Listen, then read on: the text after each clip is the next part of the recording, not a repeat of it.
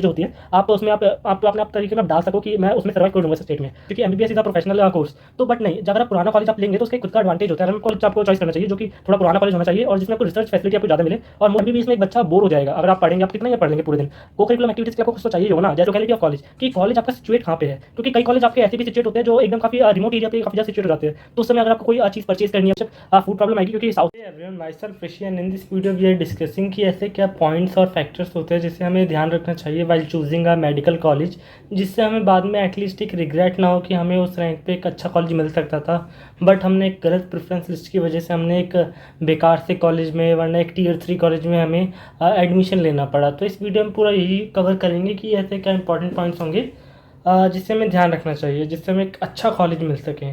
तो स्टार्ट करते हैं वीडियो कि अगर आपको मैं पॉइंट नंबर 1 बताना चाहूँ तो वो होती है एस्टेब्लिशमेंट ईयर, कि आपको जो कॉलेज है जिसमें आप एडमिशन लेंगे कि वो बना कब था।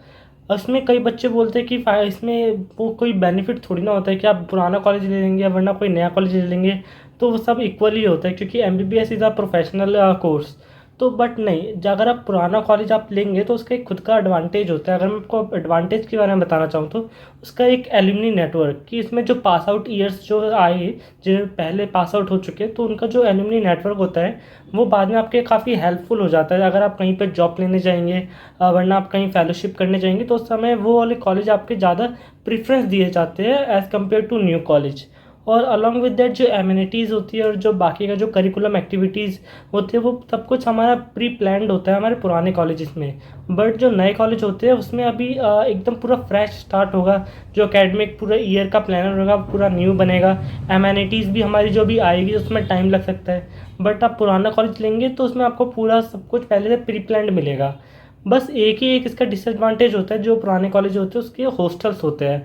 आपको कई पुराने कॉलेज आपको ऐसे मिलेंगे जिसका जो हॉस्टल्स होते हैं वो बहुत ज़्यादा बेकार मिलते हैं, क्योंकि काफ़ी ज़्यादा ईयर हो चुकी होती है, उनका मेंटेनेंस नहीं किया जाता है। तो आपको हॉस्टल्स आपको बेशक बेकार से मिल सके, बट आपको अगर एकेडमिक प्रोफाइल वाइज आपको मैं बताऊं तो आपके पुराने जो कॉलेज होते हैं वो ज़्यादा बेटर होते हैं as compare to new college. तो जो भी आप अपना जो कॉलेज लेने जा रहे हैं, अगर आपको 2021 और 2024 के अगर आपको कॉलेज में आपको डिफरेंस आपको पूछना है और आपको चॉइस करना है, तो आप ऑफकोर्स प्रीफर करना 2021 वाले कॉलेज में एज़ कम्पेयर टू 2024 वाले कॉलेज में, क्योंकि आपको 2021 आपको फिर भी आपको काफ़ी ओल्ड मिलेगा एज़ कम्पेयर टू 2024। तो ऑर्गेनाइज स्ट्रक्चर आपको 2021 में आपको ज़्यादा अच्छे से मिलेगा। अगर आपको मैं सेकंड आपको पॉइंट बताना चाहूँ तो वो होता है हमारा रीच फ्रॉम होम, कि आपके जो कॉलेज है और आपका जो घर है उसमें डिस्टेंस कितना है।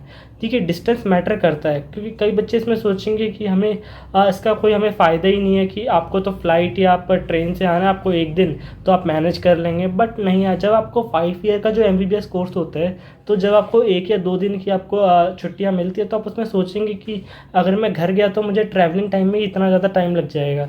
तो उसके लिए आपका डिस्टेंस आपको एक कंसीडर करना चाहिए फैक्टर, क्योंकि एक एमबीबीएस काफ़ी लॉन्ग कोर्स होता है, आपको उसमें इमोशनल सपोर्ट भी चाहिए होंगे। तो अगर आपको अपने घर जाना है फैमिली के साथ मिलने, तो उसमें आपको सोचना ना पड़े, आप इजीली आप मिल सको। अलॉन्ग विद दैट अगर आपको कोई इमरजेंसी होती है आपके घर में, तो आप इजीली आप वहाँ पे आप जा सको। आपको ये ना हो कि अगर आप अभी आप अगर ट्रेन से जा रहे हो तो आपको 2 आवर्स लग गए, वरना जो अगर आपको इंस्टेंट आपने अगर फ़्लाइट टिकट बुक किया तो आपको काफ़ी ज़्यादा वो एक्सपेंसिव पड़ जाए।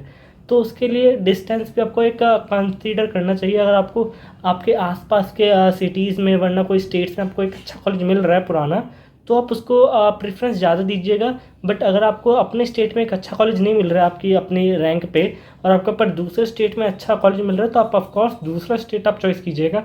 उस समय केस में आप अपना खुद का स्टेट आप चॉइस मत करना, क्योंकि कॉलेज मैटर करेगा मोर देन आपके जो डिस्टेंस होगा उस पर। बट डिस्टेंस का भी आपको थोड़ा बहुत ख्याल रखना चाहिए while making the preference list. अगर आपको मैं थर्ड बताऊं तो होती है लोकेलिटी ऑफ कॉलेज, कि कॉलेज आपका सिचुएट कहाँ पे है। क्योंकि कई कॉलेज आपके ऐसे भी सिचुएट होते हैं जो एकदम काफ़ी रिमोट एरिया पे काफ़ी ज़्यादा सिचुएट हो जाते हैं। तो उस समय अगर आपको कोई चीज़ परचेज़ करनी है, वरना आपको कहीं आपको हैंग आउट करने जाना है, तो आपको टाउन जाना पड़ेगा। टाउन के लिए आपको काफ़ी ज़्यादा ट्रैवलिंग करनी पड़ेगी, क्योंकि कई शहरों में ऐसा भी होता है कि आपको 20-30 किलोमीटर्स आपको ट्रैवलिंग करके जानी पड़ेगी जस्ट इन टाउन, आपको थोड़े से काम के लिए। तो एक लोकेलिटी आप अच्छे से आप देख लीजिएगा कि ज़्यादा रिमोट ना हो, एक टाउन में होना चाहिए आपका एक कॉलेज, कि आपको कोई भी चीज़ चाहिए तो आप इजीली आप जाके वो चीज़ ले सकें, आपको इतना सोचना ना पड़े। अलॉन्ग विद दैट आपकी जो इंटरनेट फैसिलिटी होती है कॉलेज में वो एक अच्छी मिलनी चाहिए, जो कि एक रिमोट कॉलेजों में आपको नहीं मिलती है। रिमोट लोकेलिटी को आप अगर आपको ये चीज़ देखनी है तो मैं उसका आपको एक हेल्प कर सकता हूँ। अगर आपको कंपैरिजन करना है ना तो गूगल मैप की आप यूज़ कर सकते हैं। गूगल मैप में आप क्या करना है, कॉलेज में आप अपना कॉलेज का नाम डालना और कॉलेज का आप लोकेलिटी देख लेना कि उसके आसपास कितने ज़्यादा घर है, या फार्म ज़्यादा है या घर ज़्यादा है, तो आपको एक उससे आइडिया मिल जाएगा कि वो लोकेलिटी कैसी है। तो आपको मैं अगर नेक्स्ट पॉइंट बताऊँ, फोर्थ होता है फूड एंड लैंग्वेज प्रॉब्लम। देखिए फूड एंड लैंग्वेज प्रॉब्लम एक मेजर प्रॉब्लम होती है अगर आप साउथ में आप जा रहे हो वरना आप ईस्ट अपने स्टेट्स में जा रहे हो, क्योंकि जो यहाँ का जो लैंग्वेज होती है वो बहुत ज़्यादा डिफरेंट हो जाती है। अलॉन्ग विद दैट मेजरली आपका जो फूड होती है, फूड हैबिट बहुत ज़्यादा चेंज हो जाती है। तो अगर आपको एक सर्वाइव करना है 5 साल, तो आपको एक ऐसा स्टेट लेना चाहिए जिसकी स्टेट का जो फूड है आप उस पर सर्वाइव कर सको 5 साल। अलॉन्ग विद दैट जो उनकी लैंग्वेज है आप उनकी लैंग्वेज आप समझ सको, क्योंकि अगर आप साउथ स्टेट्स में जाओगे तो आपको उनकी लैंग्वेज सीखनी पड़ेगी। तो आप एक ऐसा स्टेट लीजिएगा जिसकी आप लैंग्वेज आप इजीली आप सीख सके, और जो उनका फूड है फूड भी आप इजीली कंज्यूम कर सके। जैसे कि अगर मैं आपको एग्जांपल बताऊं, अगर आप नॉर्थ साइड से हो इंडिया के, तो अगर आप साउथ में जा रहे हो तो वहाँ पे आपको बेशक फूड प्रॉब्लम आएगी, क्योंकि साउथ में आपका ज़्यादातर राइस आपका ईटेबल होता है, बट जो नॉर्थ में होते हैं कई लोग नहीं खाते हैं राइस। तो अगर आप राइस नहीं खा पाते तो, और अगर आपने साउथ ले लिया तो आपके लिए काफ़ी डिफ़िकल्ट हो जाता है साउथ में सर्वाइव करना 5 ईयर MBBS के लिए। तो आपको एक फ़ूड के लिए सबसे ज़्यादा इम्पोर्टेंट आपका ध्यान रखना चाहिए कि जहाँ पे भी आप जा रहे हो आपको अपने वैरायटी का, जहाँ से भी आप किसी भी स्टेट से आपको वो फूड मिल जाए और आप उनकी लैंग्वेज आप समझ सको। लैंग्वेज समझने के लिए आप बोलेंगे कि हम तो इंग्लिश में बात कर लेंगे तो हमें तो लैंग्वेज सीखने की ज़रूरत पड़ेगी नहीं, बट नहीं, जब आपकी पोस्टिंग होगी तो पोस्टिंग में आपको टाउन में आपको नहीं भेजा जाएगा, आपको ऐसे इलाकों में भेजा जाएगा जहाँ पे एक रियलिटी में हेल्थ केयर की ज़रूरत है। तो उस हेल्थ केयर की ज़रूरत के लिए जहाँ पे जो लोग होते हैं उन्हें इंग्लिश नहीं आती है, ज़्यादातर लोगों को उनको अपनी खुद की स्टेट की लैंग्वेज आती है। तो आपको उनकी भी स्टेट की लैंग्वेज सीखनी पड़ेगी जिससे आप इजीली आप कम्युनिकेट कर सको और आप अपनी हॉस्पिटैलिटी दिखा सको कि देखिए हम एक अच्छे डॉक्टर बन रहे हैं। अगर आपको मैं लास्ट पॉइंट बताना चाहूँ तो देखिए लास्ट पॉइंट अगर मैं आपको बोलूँगा वो होती है फ्यूचर अपॉर्चुनिटी।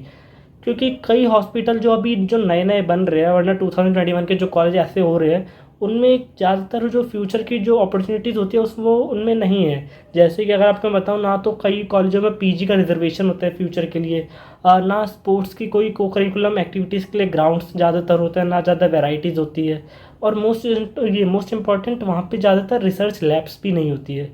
देखिए रिसर्च लैब इंपॉर्टेंट करती है अगर आपको आगे की फर्दर स्टडीज़ के लिए आपको हेल्प चाहिए। जैसे कि अगर आप कोई Tier 3 कॉलेज आप ले रहे हैं, वरना कोई जो न्यू कॉलेज जो बना है इस साल 2024, तो आप एटलीस्ट आप प्रेफर कीजिएगा कि वहाँ पे एक रिसर्च लैब हो या रिसर्च कमेटी हो, क्योंकि अगर आपने MBBS में 3 या 4 रिसर्च पेपर रिलीज़ कर भी दिए तो वो काफ़ी ज़्यादा हेल्पफुल हो जाते हैं फर्दर स्टडीज़ के लिए। कि अगर आप कहीं पे जाएंगे तो कोई बोलेगा कि आपने तो न्यू कॉलेज से MBBS की है तो हम आपको क्यों लें, क्योंकि हमें तो पुराने कॉलेज वाले भी तो कैंडिडेट्स मिल रहे हैं। तो उससे मैं काउंटर करने के लिए आप ये बोल सकते हैं कि देखिए कि मैंने की है ये बहुत सारी, तो उसके लिए आपको एक रिसर्च लैब होनी चाहिए, और को करिकुलम एक्टिविटीज़ के लिए हमारे स्पोर्ट्स के लिए भी इंपॉर्टेंट होना चाहिए। क्योंकि MBBS में एक बच्चा बोर हो जाएगा अगर आप पढ़ेंगे, आप कितना ही आप पढ़ लेंगे पूरे दिन। को करिकुलम एक्टिविटीज़ के लिए आपको कुछ तो चाहिए ही होगा ना। जैसे कि अगर आपको कोई रिमोट एरिया में अगर आपका कोई कॉलेज है तो आप बाहर तो आप जा नहीं सकते, बाहर जाएंगे तो आपको बहुत ज़्यादा ट्रैवलिंग करनी पड़ेगी टाउन में जाने के लिए।